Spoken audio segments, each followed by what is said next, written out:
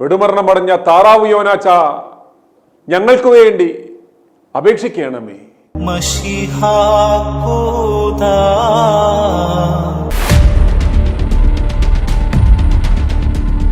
കഴിഞ്ഞ ദിവസം മാർക്കറ്റിൽ നിന്നും മീൻ പൊതിഞ്ഞുകൊണ്ടുവന്ന പത്രക്കടലാസിലെ വലിയ ആ കളർ ഫോട്ടോ കണ്ട് ആരാ ഇത് എന്ന് ചോദിക്കുന്നത് കേട്ടാണ് ഞാനത് ശ്രദ്ധിച്ചത്. അതൊരു ഫുൾ പേജ് പരസ്യമാണെന്ന് മനസ്സിലായി.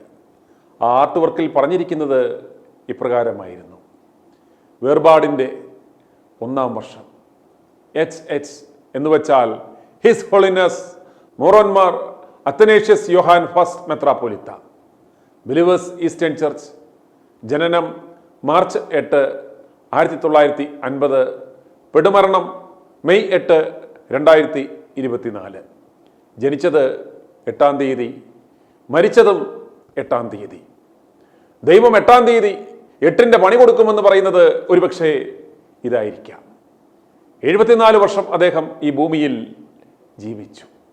നമ്മുടെ താറാവ് യോനാച്ചൻ എന്ന KP യോഹന്നാന്റെ 1-ാം ചരമ സപ്ലിമെന്റിന്റെ കാര്യമാണ് ഈ പറഞ്ഞു വരുന്നത്. ആ സപ്ലിമെന്റിന്റെ അടിയിൽ അവർ എഴുതി പിടിപ്പിച്ചിരിക്കുന്നത് ഇപ്രകാരമായിരുന്നു. ഇതാണ് ഈ വാർത്തയ്ക്കും ആധാരം: നല്ല ഇടയാ, അതിരില്ലാത്ത സ്നേഹമേ, ഞങ്ങൾക്ക് വേണ്ടി പ്രാർത്ഥിക്കണമേ എന്ന്. ഒന്നുകൂടി വായിക്കാം: നല്ല ഇടയാ, അതിരില്ലാത്ത സ്നേഹമേ, ഞങ്ങൾക്ക് വേണ്ടി പ്രാർത്ഥിക്കണമേ എന്ന്. ആരോടാണ് ഇവന്മാർ ഇപ്രകാരം പ്രാർത്ഥിക്കുന്നത്? കഴിഞ്ഞ വർഷം അമേരിക്കയിൽ, കൃത്യമായി പറഞ്ഞാൽ 2024 മെയ് 7 ടെക്സസിലെ വിൽസ് പോയിന്റിൽ പ്രഭാതം നടത്തതിന് ഇറങ്ങിയെന്ന് ഇവർ പറയപ്പെടുന്ന KP യോഹന്നാനെ വാഹനം പിടിപ്പിച്ച് കൊലപ്പെടുത്തുകയുണ്ടായി. ഒരു ദിവസം പോലും അദ്ദേഹം ആ വിജനമായ റോഡിൽ നടക്കുവാൻ ഇതുവരെ ഇറങ്ങുമായിരുന്നില്ല.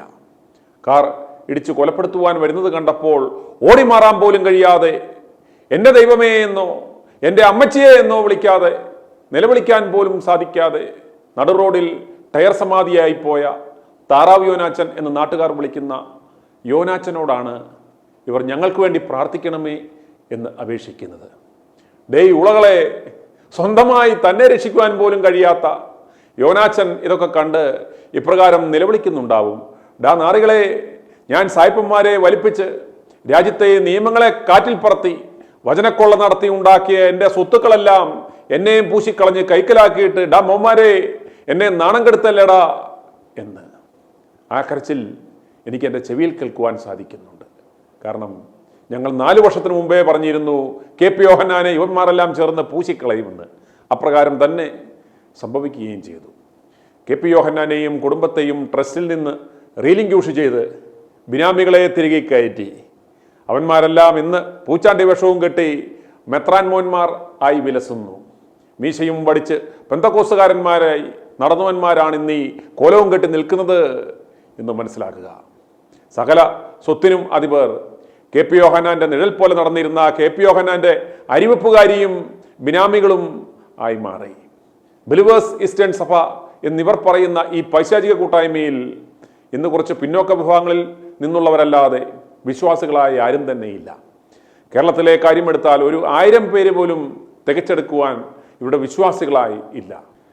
ഇവിടെ ഡോറ മൈക്രോ ഫിനാൻസിൽ നിന്നും വായ്പ എടുത്ത പെണ്ണുങ്ങളാണ് കാണികളായി പരിപാടികൾ നടക്കുമ്പോൾ എത്തുന്നത്. KP യോഹന്നാന്റെ അനുസ്മരണ ചടങ്ങുകൾക്ക് പോലും പങ്കെടുത്ത കാണികളെ നോക്കിയാൽ ഇവരുടെ കുടുംബാംഗങ്ങളും സിൽബന്ധികളും ആശുപത്രി ജീവനക്കാരും ഇവരുടെ സിസ്റ്റർമാരും ഇവരുടെ പാതിരിപ്പട്ടത്തിന് പഠിക്കുന്നവന്മാരും ഒക്കെയാണ്.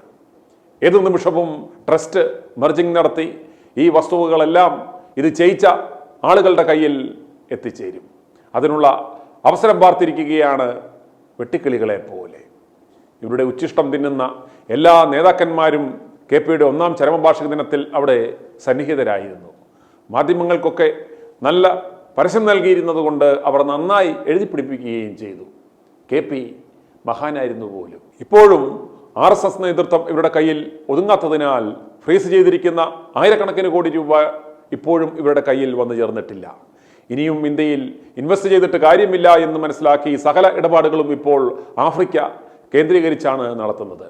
പതുക്കെ പതുക്കെ ഇവിടെയുള്ള സകല സ്വത്തുവകകളും ലിക്വിഡേറ്റ് ചെയ്തെടുക്കുവാനുള്ള ശ്രമം അണിയറയിൽ തകൃതിയായി നടന്നുകൊണ്ടിരിക്കുകയാണ്. ഇവർക്കെതിരെ വാർത്ത നൽകിയ ITV ന്യൂസിനെതിരെ സർക്കാർ സംവിധാനങ്ങളെയും പോലീസ് സംവിധാനങ്ങളെയും ഉപയോഗിച്ച് റെയ്ഡ് നടത്തി കോടതിയിൽ നിന്ന് പോലും ഇവർക്കെതിരെ വാർത്ത നൽകരുതെന്ന് അനുകൂലമായ ഒരു വിധി ഇവർ സമ്പാദിച്ചിരുന്നു. എന്നാൽ അതിനെതിരെ ഞങ്ങൾ ബഹുമാനപ്പെട്ട ഹൈക്കോടതിയെയും സുപ്രീം കോടതിയെയും സമീപിച്ചാണ് അപ്രകാരം ഒരു വിധിയെ മറികടന്നത്. കെ പി യോഹന്നാന്റെ ദുരൂഹമരണം കൊലപാതകമാണെന്ന് കാണിച്ച് ITV ന്യൂസ് ഇന്ത്യൻ പ്രധാനമന്ത്രി, American president, federal bureau of investigation അടക്കമുള്ളവർക്ക് വിശദമായ പരാതി നൽകിയിരുന്നു. അതിൻ്റെ അടിസ്ഥാനത്തിൽ അന്വേഷണം ആരംഭിച്ചിരിക്കുകയാണ്. പെന്തക്കോസ്ത് സഭയിൽ കൈകൊട്ടുപാട്ടുമായി നടന്നിരുന്ന ജോജു പാച്ചർ എന്ന കെ പി യോഹന്നാൻ നൈറ്റി ഇട്ടപ്പോൾ പിടിച്ച് നൈറ്റി ഇടിയിപ്പിച്ച ബാച്ചിൽപ്പെട്ട സിൽവാനോസ് എന്ന ജോജു പാച്ചറെ കൊണ്ടാണ് എനിക്കെതിരെ മ്യൂസിയം പോലീസിൽ കള്ളക്കേസ് കൊടുത്തത്. ഇന്ന് കേരളത്തിലെ ക്രൈസ്തവ സഭകളിൽ മാതൃകാപരമായ പരിശുദ്ധ ജീവിതം നയിച്ച പല പിതാക്കന്മാരുടെക്കായാലും ആഡംബരപൂർണമായ രീതിയിലാണ് പെടുമരണമടഞ്ഞ താറാവ് യോഹന്നാന് ശവകുടീരം ഇവർ പണിതിരിക്കുന്നത്.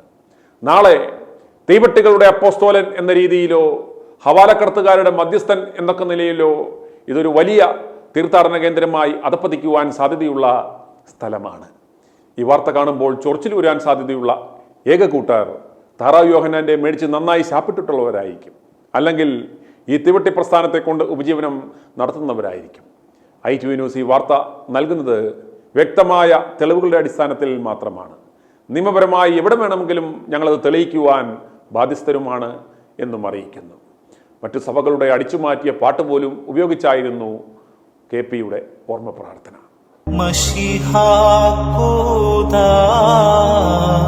പക്ഷേ പിടിമരണമടഞ്ഞ താറാവ് യോനാച്ച, ക്രിസ്തുവിനെ മൊത്തക്കച്ചവടം നടത്തി നീ സമ്പാദിച്ച സ്വത്ത് തന്നെ നിനക്ക് വിനയായത് ലോകത്തിന് സാക്ഷ്യമായി നീ നൽകുക. ചെന്നായയെ പോലെ നീ കപടതയിലൂടെ ഉണ്ടാക്കിയ സകല സ്വത്തുവകളും കൈയടക്കുവാനായി നിന്നെ പൂശിക്കളഞ്ഞവന്മാർ തന്നെ നിന്നെയും പൂശിക്കളഞ്ഞ് നീ പഠിപ്പിച്ച ചവിട്ടുനാടകം അവർ ഭംഗിയായി ഇപ്പോൾ നടത്തിക്കൊണ്ടിരിക്കുന്നു. അവർ നിന്നെ മധ്യസ്ഥനാക്കി പ്രാർത്ഥിക്കുവാനും തുടങ്ങിയിരിക്കുന്നു. നിന്റെ കല്ലറയിൽ ലോകത്തിന് സാക്ഷ്യമായിട്ട് വിശുദ്ധ മത്തായിയുടെ സുവിശേഷം 16-ാം അധ്യായം 26-ാം വാക്യം രേഖപ്പെടുത്തുവാൻ നീ അവരെ പ്രേരിപ്പിക്കണം. ഒരുവൻ ലോകം മുഴുവൻ നേടിയാലും സ്വന്തം ആത്മാവിനെ നഷ്ടപ്പെടുത്തിയാൽ അവൻ എന്ത് പ്രയോജനം? നീയൊക്കെ എന്ത് വെള്ളപൂശാനും പരിശുദ്ധനാക്കാനും ശ്രമിച്ചാലും ശരി, താറാവ് യോനാച്ചൻ, തീവട്ടി യോനാച്ചൻ എന്ന് തന്നെ ലോകാന്ത്യത്തോളം അറിയപ്പെടുക തന്നെ ചെയ്യും. മാനുഷാ നീ ലോകമകിലം നേടിയെന്നാലും നിന്നാത്മനാശം വന്നു പോയാൽ എന്ത് നേടും? ആത്മാവിനു പകരമായി എന്തു നൽകും നീ? ഈ ലോകസമ്പത്തൊന്നു ചേർന്നാൽ തികയുമോ വിലയായി? i2i News, an eye for truth. i2i News subscribe ചെയ്തിട്ടില്ലാത്തവർ ഇപ്പോൾ തന്നെ സബ്സ്ക്രൈബ് ചെയ്യുക. നോട്ടിഫിക്കേഷൻ ലഭിക്കുവാൻ ബെൽ ബട്ടണും അമർത്തുക.